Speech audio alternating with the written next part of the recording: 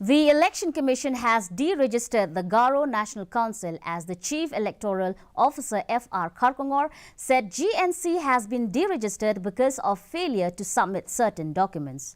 The Voice of the People's Party is the only state party which was newly registered. As newly registered party, VPP is yet to get the symbol of its own. It may be mentioned that the VPP has published its first list of 14 candidates last year.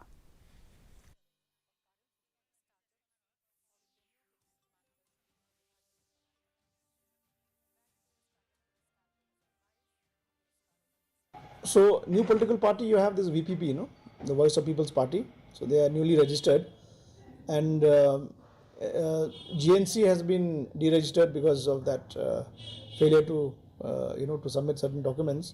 So, these are the two new developments. So, for VPP? No, they have not been issued as a symbol. They are a newly registered party. So, Election Commission has a number of free symbols. So, I think that is something which they will have to, take up with the Election Commission.